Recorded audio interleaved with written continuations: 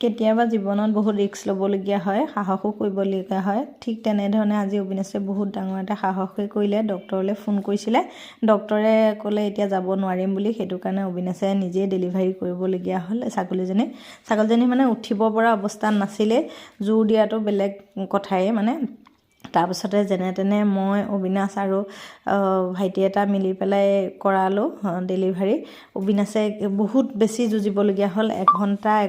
মানে 2 ঘণ্টা লাগিলে। 2টা বাচ্চা আছিলে। প্ৰথম বাচ্ছাটো মৰিয়ে থাকিলে, ছেকেণ্ড বাচ্ছাটো বৰ্তমানলৈকে অকণমান জীয়াই আছে, কি হয় নাজানো আৰু। কিন্তু মানিব লাগিব অবিনাশে আজি বহুত কষ্ট কৰিছে ছাগলজনী অন্ততঃ বচাবৰ কাৰণে। এতিয়া নাজানো আৰু কিমানখিনি কি হয়গৈ, কিন্তু বহুত চেষ্টা কৰিছে, বহুত কষ্ট কৰিছে। আজিহে পাইছোঁ মানে ডেলিভাৰী কৰাটো ইমান সহজ নহয় মানে।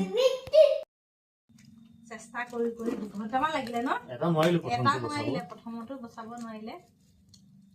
প্ৰথমতো অলপ বেয়া লাগিছে, প্ৰথমতো বাচ্চা বচাব নোৱাৰিলে। মাকজনী যে বাচিছে, মই সেইটোৱে মই লাষ্টত আৰু মই আশাবাদ দিছোঁ মই মাকক বচাওঁ।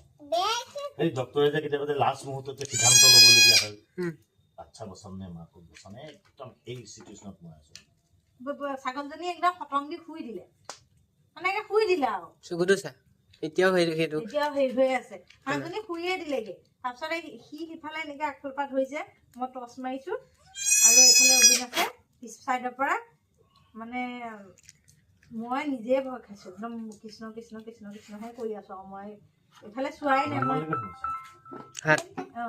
একদম হাত ভৰাই পেটৰ পৰা বাচ্চা উলিয়াইছে। মানে ফাৰ্ষ্ট টাইম মই আজিহে মানে এইখিনি মানে চাইছো আৰু দেই, মানে দেখিছো মাজতে তই গুচিও গৈছিলি মই সঁচাকে মই চাই দিব নোৱাৰো। মই এনেকুৱা তো ছাগলজনী কেনে মই খতম দি দিলে দিছ নাই, কেনেকা মুখ চুখ মেলি কেনেকে দাঁত চাত কেটাই দিলে। মইতো আঁতহিয়ে দিলো, তুমি যি কৰা মই আঁতহি দিওঁ বুলি আঁতহিয়ে দিলো। ভগৱানৰ কিবা ইমানখিনি আজি এতিয়া হৈছে আৰু ভালে ভালে থাকিলেই হ'ল আৰু মাকজনী দেই, আমি সেইটোৱে বিচাৰিছো। মানে ৰিক্স ল'লে মাকজনীৰ কাৰণে। মাকজনী মানে এনেকুৱা দুৰ্বল হৈ কি হ'ল জানো, কোনোবাই মাৰিলে নেকি, অলপ দুখ পালে। পটককে মানে দুৰ্বল হৈ গ'ল, উঠিব নোৱাৰে, এনেকে পৰি থাকে। এতিয়া বাচ্ছাটো এটা বাচ্চা সেইটো কিন্তু আজি অৱশ্যে ডাঙৰ এটা মানে সাহস কৰিলে দেই। আমিতো ভয়ে কৈছিলো, ডক্টৰ তালৈ লৈ যাওঁ ব'লা বুলিয়ে কৈছিলো। কিন্তু এতিয়া আকৌ বন্ধ হ'ব, যিহেতু অলপ টাইমো হ'ল, এতিয়া 9টা-10টাই বাজিব সময় হ'ব ন, সেইটো কাৰণে। কিন্তু আমি পাৰিব বুলি ভাবিছিলো 9 তাৰিখে জন্ম দিব, কিন্তু নোৱাৰিলে আৰু।